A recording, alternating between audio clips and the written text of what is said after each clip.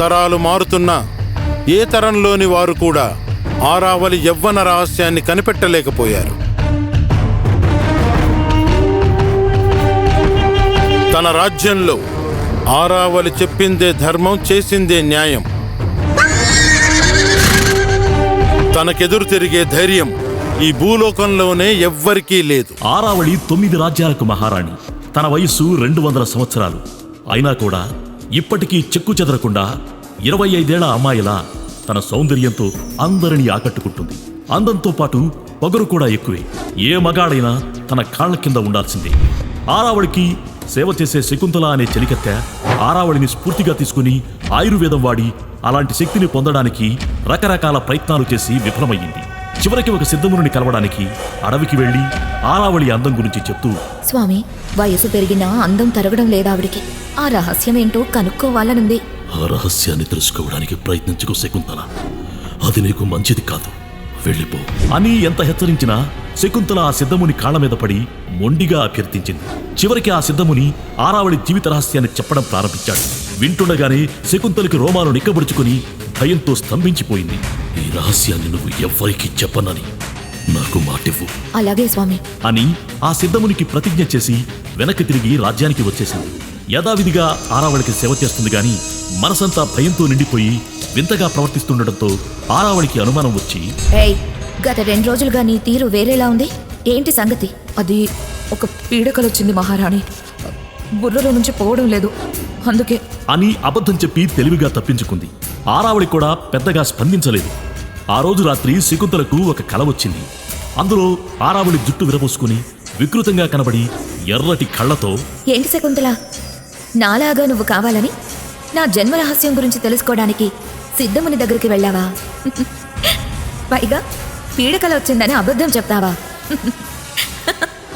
శకుంతల చెమటలు కక్కుతూ ఉలిక్కిపడి లేచి ఎప్పుడు తెల్లవారుతుందా అని గుడ్లగోపులా ఎదురుచూసి సూర్యోదయం కాగానే ఆ సిద్ధముని కలవడానికి పరిగెత్తుకుంటూ అడవికి వెళ్ళింది. అడవికి వెళ్లి చూడగానే సిద్ధముని ఒక రాయిలా మారిపోయి ఉన్నాడు. 100 కొద్దీ పాములు ఆ రాయి చుట్టూ ఆక్రమించుకున్నాయి. అది చూసి శకుంతల ఒక్కసారిగా దిగ్భ్రాంతి చెంది అక్కడికక్కడే స్పృహ తప్పి పడిపోయింది. 200 సంవత్సరాల నుంచి కుందన రాజ్యాన్ని పాలిస్తున్న ఆరావళి తరగని అందం, పెరగని వయస్సు, చెరగని సొగసుతో చావు కూడా లేకుండా చుట్టూ ఉన్న 9 రాజ్యాలను గుప్పిట్లో పెట్టుకుని అందరినీ శాసిస్తోంది. మహారాణి ఆరావళి చావును ఎలా జయించిందో తెలుసుకోవాలనే క్రమంలో ఎందరో తమ ప్రాణాలు కూడా పోగొట్టుకున్నారు. తరాలు మారుతున్నా మహారాణి నిత్య యవ్వన రహస్యాన్ని ఏ తరంలోని వారు కూడా కనిపెట్టలేకపోయారు.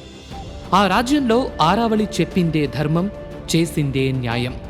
తనకు ఎదురు తిరిగే ధైర్యం భూలోకంలోనే ఎవ్వరికీ లేదు. ఆరావళి వద్ద పనిచేసే చెలికత్తె శకుంతల కూడా మహారాణి అందం, అమరత్వం వెనుకున్న రహస్యం తెలుసుకోవాలని చాలా ప్రయత్నాలు చేసింది. కాని ఏం చేసినా అసలు రహస్యం తెలియకపోవటంతో రోజురోజుకి ఆ రహస్యం తెలుసుకోవాలని, తను కూడా అటువంటి అందాన్ని సొంతం చేసుకోవాలనే కోరిక ఎక్కువై రాజ్యంలోని స్వాములను, మహర్షులను, వైద్యులను కలుస్తూ ఉంది. కాని ఆమె ప్రయత్నాలు విఫలమవుతున్నాయి. అదే సమయంలో తమ రాజ్యం పక్కనున్న అడవిలో కొత్తగా సిద్ధయోగి వచ్చాడు అని తెలుసుకుని వెంటనే ఆయన్ను కలవడానికి వెళ్ళింది. అడవిలో చెట్టు కింద ధ్యానంలో ఉన్న సిద్ధయోగికి నమస్కరించిన శకుంతల ఆరావళిలా తాను కూడా తరగని అందంతో అమరత్వం సాధించాలంటే ఏం చెయ్యాలని అడిగింది. ఆమె కోరిక విన్న సిద్ధయోగి మొదట నిర్ఘాంతపోయాడు. తర్వాత అలాంటి ప్రయత్నాలు విరమించుకోమని హెచ్చరించాడు. అయినా పట్టు వదలని శకుంతల ఆయన పాదాల మీద పడి ప్రాధేయపడటంతో ఆరావళి కథ వింటే తప్ప ఆమె మనసు మార్చుకోదని అర్థమై, చూడుదేవి, అందంగా కనపడే ప్రతీదీ మంచిదని అనుకోకూడదు. ఆహ్లాదంగా కనిపించే సరస్సులో కూడా ప్రమాదాలు పొంచి ఉంటాయి. అది నీకు ఆరావళి కథ వింటే తెలుస్తుంది. ఆమె కథ విన్న తర్వాత కూడా నీకింకా ఇలాంటి కోరిక మిగిలుందంటే అప్పుడు ఆలోచిస్తాను అని ఆరావళి కథ చెప్పడం ప్రారంభించాడు. ఆ కథ వింటూ ఉన్న శకుంతలకు భయంతో చెమటలు పట్టేశాయి.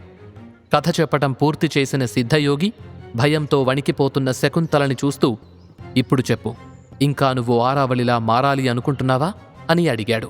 వద్దు వద్దు స్వామి, ఇన్నాళ్ళు పై అందం చూసి పిచ్చిగా ఆలోచించాను. కాని భయంకరమైన ఈ నిజం విన్న తర్వాత ఇక కలలో కూడా ఇలాంటి ఆలోచన రానివ్వను అని శకుంతల చెప్పగానే సిద్ధయోగి గంభీరంగా, ఈ రహస్యం రహస్యంగానే ఉండాలి. కలలో కూడా ఈ విషయం తలుచుకోకు, నీ ప్రాణాలకే ముప్పు అని హెచ్చరించాడు. సరే అని మాటిచ్చిన శకుంతల భయపడుతూనే కోటకు చేరుకుంది. అప్పటికే శకుంతల గురించి మహారాణి అడిగిందని తెలిసి భయంగానే ఆరావళి వద్దకు వెళ్ళింది. ఏంటి శకుంతల, ఎవరో సిద్ధయోగిని కలవడానికి వెళ్ళావట, ఏంటి విషయం అని ఆరావళి అడగగానే ఆమెకు నిజం తెలిసిపోయిందేమోనని భయంతో నిలువెల్లా కంపించిపోయింది. శకుంతలకు భయంతో చెమటలు పడుతూ ఉండటం గమనించిన ఆరావళి అనుమానంగా, ఏమైంది, సిద్ధయోగిని కలవటానికి ఎందుకు వెళ్ళావంటే చెప్పకుండా అలా వణికిపోతున్నావు, ఏమైంది అని అడిగింది. ఆరావళి ప్రశ్నను బట్టి నిజం ఆమెకు తెలీదని అర్థం చేసుకున్న శకుంతల తడబడుతూ, ఏం లేదు దేవి, నాకీ మధ్య పీడకలలుస్తున్నాయి, అవి తలుచుకుంటే భయంగా ఉంటోంది, అందుకే వెళ్ళి సిద్ధయోగిని కలిశాను, అంతే దేవి, ఇంకేం లేదు అని చెప్పింది.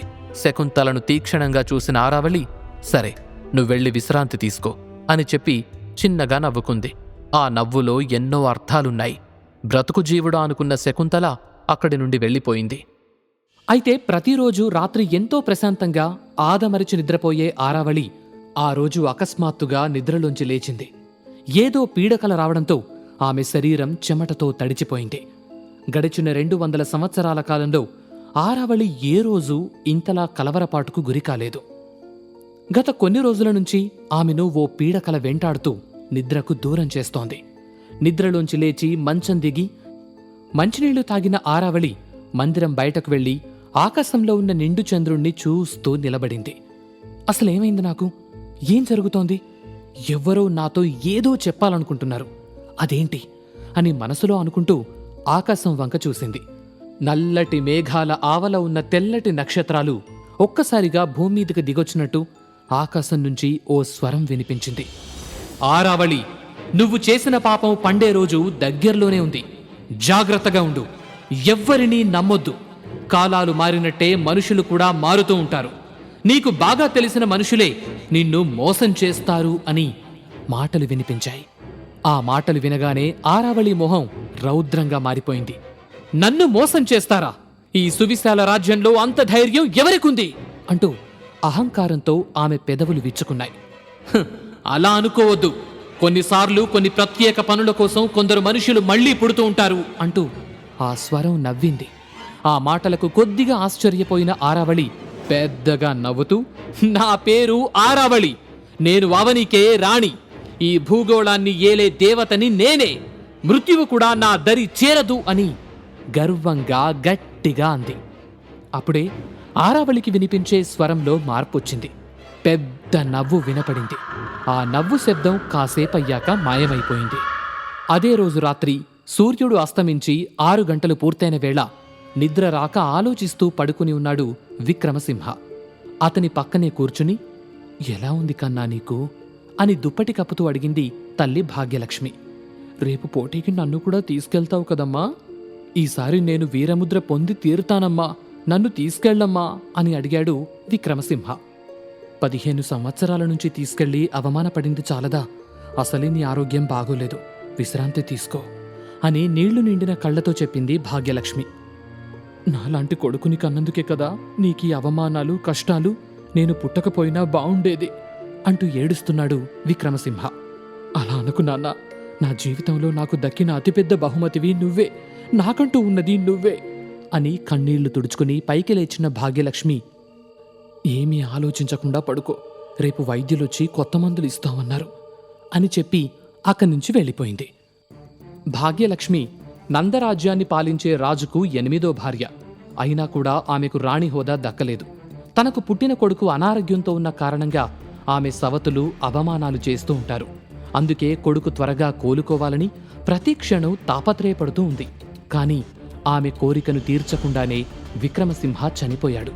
ఆ గదిలో నుంచి భాగ్యలక్ష్మి వెళ్లిన 10 నిమిషాలకే అతను చనిపోయాడు. అప్పుడే వాతావరణంలో ఒక్కసారిగా పెను మార్పులు చోటు చేసుకున్నాయి. ఉరుములు మెరుపులతో ఆకాశం బద్దలవుతుందేమో అన్నట్టుగా ఉంది. దీపాలన్నీ ఆరిపోవడంతో అక్కడంతా చీకటిగా ఉంది. ఆ చీకటిలో మిణుకు మిణుకుమంటూ ఒక వెలుగు విక్రమసింహ గదిలోకొచ్చింది. సరాసరి విక్రమసింహ శరీరంలోకి ఆ వెలుగు చొచ్చుకుపోయింది. దాంతో అతడు కళ్ళు తెరిచాడు. అయితే అది అనారోగ్యవంతుడైన విక్రమసింహ కాదు. 200 సంవత్సరాల క్రితం ఒక దుర్మార్గురాలి కపట మోసంతో చనిపోయిన మేరు రాజ్య యువరాజు విక్రమ్ ఆత్మ అది. ఇప్పుడు అతను చేరుకున్న శరీరం పేరు కూడా విక్రమే కావడం అతనికి కలిసొచ్చింది. ఇదిలా ఉంటే ఆకాశవాణి హెచ్చరికను విన్న ఆరావళికి అనేక సందేహాలు కలిగాయి. ఆ సందేహాలతోనే మళ్లీ మందిరంలోకి వెళ్లి మంచం మీద పడుకుంది. కళ్ళు మూసుకుని నిద్రలోకి వెళుతుండగా 200 సంవత్సరాల క్రితం జరిగిన సంఘటన కళ్ల ముందు కనిపించింది. ఆరావళి, ఈరోజు నువ్వు చాలా అందంగా ఉన్నావు. ఇంత అందం నాది కాబోతున్నందుకు నాకు చాలా సంతోషంగా ఉంది అంటూ ఆరావళిని దగ్గరకు తీసుకుని ఆమె చెంప మీద ముద్దు పెట్టాడు మేరు రాజ్య యువరాజు విక్రమ్. వాళ్ళిద్దరూ ఉద్యానవనంలో సేద తీరుతున్నారు. ఆరావళి, విక్రమ్ ఇద్దరూ చిన్నప్పటినుంచి స్నేహితులు. ఆరావళి తండ్రి పుంగమిత్రుడు, విక్రమ్ తండ్రి అమోఘరుద్రుడు మంచి స్నేహితులు కావడంతో ఆరావళి, విక్రమ్ల మధ్య స్నేహం కుదిరింది. ఈ ఇద్దరూ అన్ని యుద్ధ విద్యలు నేర్చుకున్నారు. ప్రతి యుద్ధ విద్యలోనూ విక్రమ్తో పోటీ పడుతూ ఉండేది ఆరావళి. ఆ పోటీతత్వమే విక్రమ్కు బాగా నచ్చేది. ఇలా ఇద్దరి అభిప్రాయాలు ఒకటవడంతో వారి జీవితాలను ఒకటి చేయాలని వాళ్ల తండ్రులు అనుకున్నారు. ఆరావళి, విక్రమ్ల మధ్య ప్రేమ కుదిరింది. అందుకే విక్రమ్ ముద్దు పెట్టగానే అతని వైపు మొహం తిప్పిన ఆరావళి ఆకాశంలో చంద్రుని చూస్తూ ఇంకా సమయం అవలేదు అని నిశ్చయించుకుని తను కూడా విక్రమ్ చెంప మీద ముద్దు పెట్టింది. దాంతో విక్రమ్లో కోరికలు రగిలాయి. అతని శరీరం వేడెక్కింది. ఆ వేడిని ఆరావళికి కూడా అందివ్వాలని ఆమె మీద కొరుగుతూ పెదవులను అందుకోబోయాడు. అప్పుడామె అతనికి దూరం జరుగుతూ కావాలంటే పట్టుకో అన్నట్టుగా ఇంకా దూరం దూరం జరుగుతోంది. అలా ఇద్దరూ ఒకరి మీద ఒకరు వాలిపోయారు. అతడికి ఆమె పెదవులు దొరికేశాయి. ఆ పెదవుల తడి తగిలి ఆరావళికి మత్తెక్కుతోంది. అప్పుడే ఆకాశంలో ఒక మెరుపు మెరిసింది. అప్పటిదాకా దానికోసమే ఎదురుచూస్తున్న ఆరావళి అదే సమయం అనుకుని తన చేతుల్లో ఉన్న కత్తిని తీసి విక్రమ్ వీపు మీద గట్టిగా పొడిచింది. అంతే, అమ్మా అంటూ ఆరావళి మీద నుంచి పక్కకు పడిపోయాడు. చేతిలో కత్తితో, కళ్లల్లో కసితో, మొహం మీద నవ్వుతో, విజయ గర్వంతో ఊగిపోతున్న ఆరావళిని చూసి విక్రమ్ ఆశ్చర్యపోయాడు. ఆరావళి తననెందుకు చంపేస్తోందో అర్థం కాక ఆశ్చర్యపోతుండగా మరో పోటును కడుపులో దించింది ఆరావళి. అంతే, అతడి శరీరం నేల మీద పడిపోయి ఆత్మ గాల్లో కలిసిపోయింది. అతడు చనిపోయాడు. 200 సంవత్సరాల క్రితం తన ప్రియుడు విక్రమ్ని మోసం చేసి దొంగ దెబ్బ తీసి ప్రాణాలు తీయడంతో ఆమె విజయ ప్రస్థానం మొదలైంది. ఆ విజయ పరంపర ఈ రోజు వరకు నిర్విఘ్నంగా సాగిపోతోంది. పెరగని వయస్సు, తరగని అందంతో, ఎన్నో కుయుక్తులతో చుట్టూ ఉన్న 9 రాజ్యాలను గెలుచుకున్న ఆరావళి వాటిని సామంత రాజ్యాలుగా కుందన రాజ్యాన్ని పాలిస్తూ ఉంది. ఏళ్లు గడుస్తున్న కొద్దీ ఆమె చుట్టూ ఉన్నవారు వయసైపోవడంతో ఒక్కొక్కరుగా మరణిస్తూ ఉన్నారు. చూస్తూ ఉండగానే 200 సంవత్సరాలు గడిచిపోయాయి. కాలం గడిచే కొద్దీ ఆమె శక్తి పెరుగుతూ ఉంది, కానీ తగ్గలేదు. ఆమె జోలికి వెళ్లాలన్నా కూడా భయమేసి పక్క రాజ్యాల రాజులు ఆమెకు సామంత రాజులుగా ఉండిపోయారు. తన గత చరిత్ర ఎంత ధైర్యమిచ్చినా కూడా ఆకాశంలోంచి ఈ రోజొచ్చిన మాటలు ఆమెలో అలజడిని రేపుతున్నాయి. ఆ ఆలోచనల మధ్యే ఆరావళి నిద్రలోకి జారుకుంది.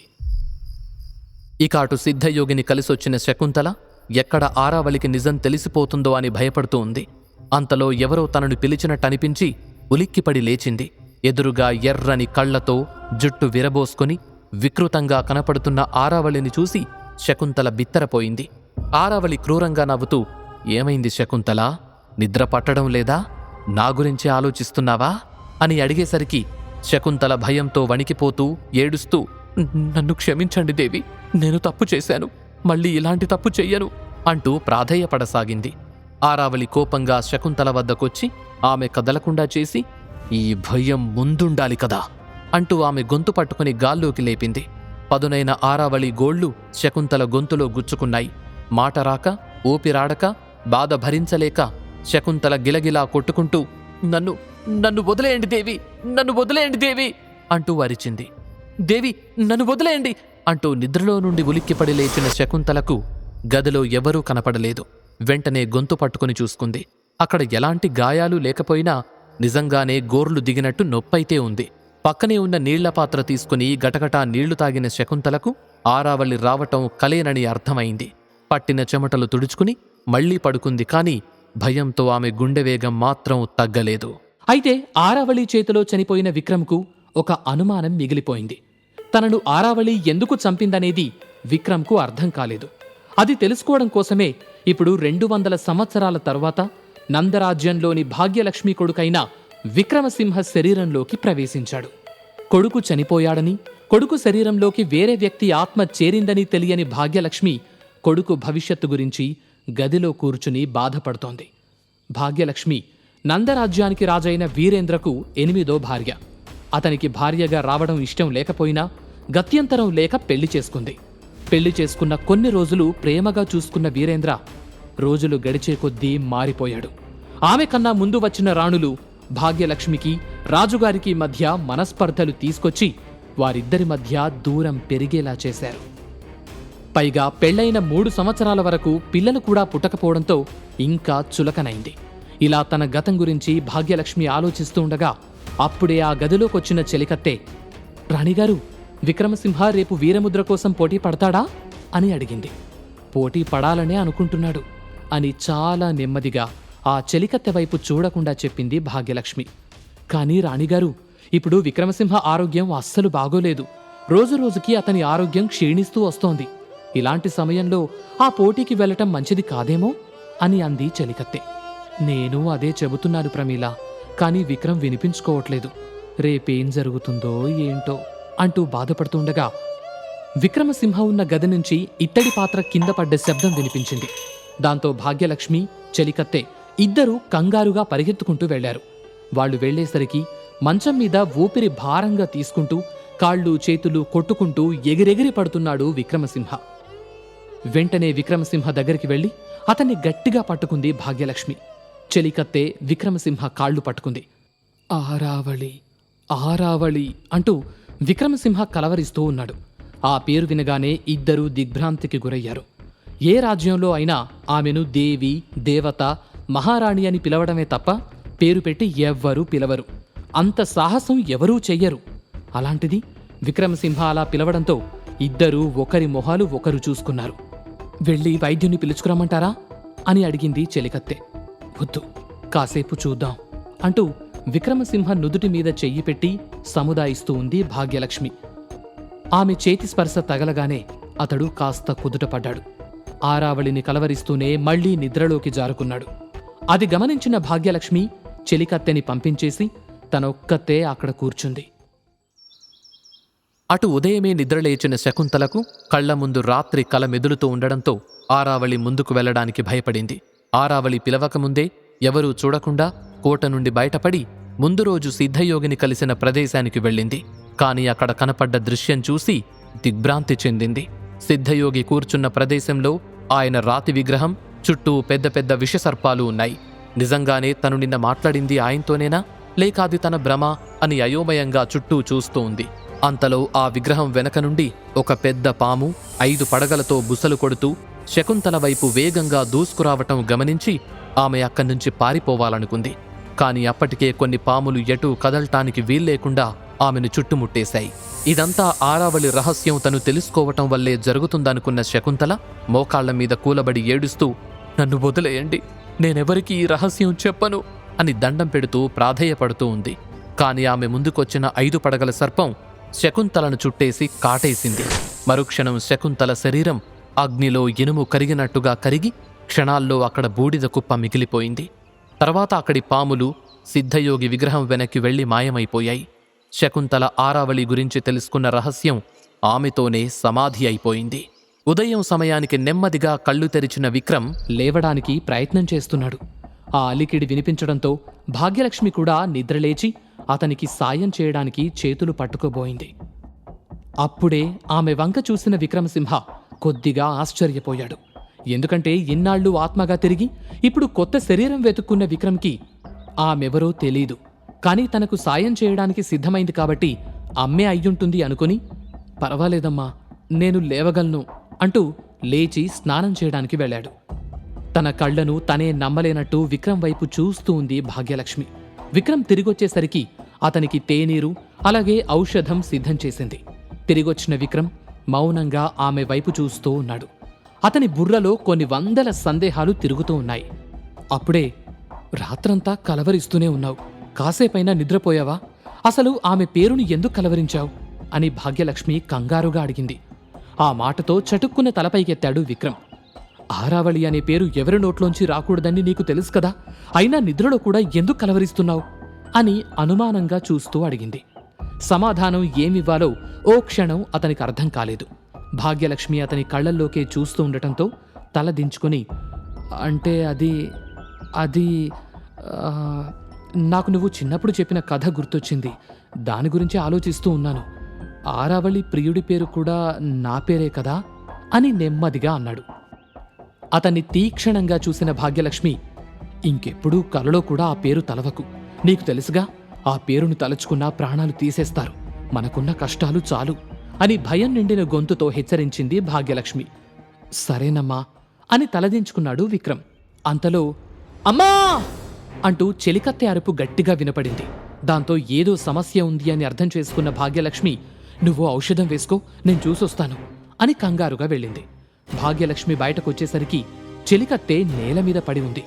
ఎదురుగా వీరేంద్ర కొడుకు 8వ యువరాజైన ప్రతాపసింహ నిలబడి ఉన్నాడు. అతని వెనుక మరో 6 సైనికులు నిలబడి ఉన్నారు. ఏమైంది ప్రమీల అంటూ చెలికత్తెను పైకి లేపడానికి వెళ్ళింది భాగ్యలక్ష్మి. దాసివి, నన్నే ధిక్కరించి నాకు అడ్డుగా నిలబడతావా? నీ ప్రాణాలు ఇక్కడే తీస్తాను అని వర నుండి కత్తి తీసి ప్రమీల మీదకు దూసుకు వెళ్లాడు ప్రతాపసింహ. అది చూసిన భాగ్యలక్ష్మి వెంటనే తన చీరలో దాచుకున్న చిన్న పిడిబాకు తీసి అడ్డుగా పెట్టింది. మరో క్షణంలో ప్రతాపసింహ కత్తికి బలైపోతాను అనుకున్న ప్రమీల భయంతో అరిచి కత్తి తాకకపోవడంతో కళ్ళు తెరిచి చూసింది. యువరాజైన నీకు నిస్సహాయురాలైన ఒక ఆడదాని మీద కత్తి దుయ్యకూడదని తెలీదా ప్రతాపసింహ అని ఆగ్రహంగా అంది భాగ్యలక్ష్మి. ఆ మాటలకు వెంటనే కత్తిని వెనక్కి తీసుకున్న ప్రతాపసింహ, యువరాజు దారికి అడ్డు రాకూడదు, ధిక్కరించకూడదు అని తెలియని వాళ్లకు మరణదండన సమంజసమే అన్నాడు అహంకారంగా. మీరు లోపల పనిలో ఉన్నారని చెబుతున్నా వినకుండా వచ్చేస్తున్నారమ్మా, అందుకే అడ్డుగా నిలబడ్డా, కాని ఆడదాన్నని కూడా చూడకుండా తోసేశాడు అని బాధపడుతూ చెప్పింది ప్రమీల. ప్రతాపసింహ తోస్తే ప్రమీల దూరంగా కింద పడటంలో ఆశ్చర్యమేమీ లేదు. 6 అడుగుల ఎత్తుతో భారీ కాయంతో దృఢంగా ఉంటాడు ప్రతాపసింహ. పైగా 10వ ఏటనే అతనికి వీరముద్ర లభించింది. అతని యుద్ధ విద్యలు, అతని శక్తియుక్తుల గురించి రాజ్యమంతా గొప్పగా చెప్పుకుంటూ ఉంటారు. భీముడి లాంటి బలశాలి అని అతనికి పేరు. ప్రమీల మాటలు ప్రతాపసింహకు ఇంకా కోపం తెప్పించాయి. కోపంగా మళ్లీ ప్రమీల మీదకు వెళ్లబోయాడు. కాని అతన్ని అడ్డుకున్న భాగ్యలక్ష్మి, ఇది నా అంతఃపురం, ఇక్కడ శిక్షించే అధికారం, ఆజ్ఞాపించే అధికారం నాకే ఉంది అంటూ ప్రమీలను పైకి లేపుతుండగా, అది నిన్నటి వరకు, ఈ రోజు ఉదయం నుండి ఇది మా అంతఃపురం, మిమ్మల్ని అంతఃపురం ఖాళీ చేయమని మొదటి రాణిగారి ఆజ్ఞ అంటూ రాజముద్రతో ఉన్న లేఖను భాగ్యలక్ష్మికి అందించాడు ప్రతాపసింహ. అది అందుకున్న భాగ్యలక్ష్మి మొత్తం చదివి ముఖం మార్చుకుంది. సరే, మాకు 2 రోజులు సమయం ఇవ్వండి, మేము వెళ్ళిపోతాం అంది. అంతకు మించి ఏం చెప్పాలో ఆమెకు తెలియలేదు. దానికి అవకాశమే లేదు, వెంటనే ఈ అంతఃపురాన్ని ఖాళీ చేయాల్సిందే అని కాస్త కటువుగా అన్నాడు ప్రతాపసింహ. అతని మాట తీరుకి కోపం వచ్చినా నిస్సహాయ స్థితిలో ఏం చెయ్యాలో అర్థం కాక, ప్రతాప్, ఒక్కసారి ఆలోచించు, ఇప్పటికిప్పుడు ఖాళీ చేయాలంటే ఎలా ఉంటుంది అని ఇంకా ఏదో చెప్పబోతుండగా, వాళ్లను మనం బ్రతిమిలాడాల్సిన అవసరం లేదమ్మా అన్న విక్రమ్ మాటలు వెనక నుండి వినపడ్డాయి. ఒక్కసారిగా అందరి చూపులు అతని వైపు మళ్ళాయి. గుమ్మంలో నిల్చుని తలుపును ఆసరాగా చేసుకుని నిలబడి ఉన్నాడు విక్రమ్. అతని కళ్ళు నిప్పు కణికల్లా ఎర్రగా ఉన్నాయి. అయ్యో విక్రమ్, నువ్వెందుకొచ్చావు? వెళ్ళి విశ్రాంతి తీసుకో, నేను చూసుకుంటాను కదా అంటూ కంగారుగా అతని దగ్గరకు పరిగెత్తుకుంటూ వెళ్ళింది భాగ్యలక్ష్మి. విక్రమసింహను చూసిన ప్రతాపసింహ, ఓహో, నా తమ్ముడు గారు ఇంకా బ్రతికే ఉన్నారా? పైగా లేచి నిలబడుతున్నారు. ఓహ్, ఆరిపోయే దీపానికి వెలుగు ఎక్కువ కదా అని వెటకారంగా నవ్వాడు. అతనికి తోడుగా అతని వెనక వచ్చిన సైనికులు కూడా నవ్వారు. ప్రతాప్ అని కోపంతో గట్టిగా అరిచింది భాగ్యలక్ష్మి. ఆ అరుపు వినేసరికి నవ్వాపి కోపంగా చూశాడు ప్రతాపసింహ. పనికిరాని ఒక కొడుకును కని మా రాజవంశం పరువు తీసిన నీకు అంత పొగరు పనికిరాదు. మీకు ఈ రాజప్రాసాదంలో స్థానమే లేదు. మీ స్థానం ఇక ఆ బానిసల స్థలంలోనే. పొండి ముందిక్కడి నుంచి అని అరిచాడు ప్రతాపసింహ. అతని మాటలు అంతఃపురం అంతా మారుమోగాయి. అతని మాటలకు కోపం, ఆవేశం, ఉద్రేకం తన్నుకొచ్చినా విక్రమసింహ పరిస్థితి తలుచుకుని భాగ్యలక్ష్మి మౌనంగా ఉండిపోయింది. అయితే విక్రమ్కు మాత్రం పట్టరాని కోపం వచ్చింది. ఆ క్షణమే కత్తి తీసి ప్రతాపసింహ తల నరికెయ్యాలి అనిపించి అడుగు ముందుకు వేశాడు. కాని అతని శరీరం సహకరించక ముందుకి తూలి పడిపోయాడు. అతనలా పడిపోవడం చూసి ప్రతాపసింహ అతని సైనికులు పగలబడి నవ్వుతున్నారు. భాగ్యలక్ష్మి వచ్చి పైకి లేపుతుంటే వద్దు అని తనకు తానుగా పైకి లేచి నిలబడ్డ విక్రమసింహ, చూడు ప్రతాపసింహ, ఈ నవ్వులు, ఈ అవమానం అన్నీ గుర్తుపెట్టుకో. ఈసారి వీరముద్రను నేను సంపాదిస్తున్నా. అవమానపడిన చోటే గౌరవం పొందుతాను అని కోపంగా అన్నాడు విక్రమ్. అతని మాటలకు, అతని నమ్మకానికి భాగ్యలక్ష్మే కాదు, మిగిలిన వారు కూడా ఆశ్చర్యపోతూ అతని వైపు చూస్తూ ఉన్నారు. ఇంతకీ ఆ వీరముద్ర సంగతేంటి? దాన్ని అతడు సాధిస్తాడా? ఈ ప్రశ్నలకు సమాధానాలు తెలుసుకోవాలంటే నెక్స్ట్ ఎపిసోడ్ వినాల్సిందే. క్రింద ఇచ్చిన లింక్ ని క్లిక్ చేసి పాకెట్ ఎఫ్ఎం యాప్ ని ఇన్స్టాల్ చేసుకోండి. Stay tuned to Pocket FM.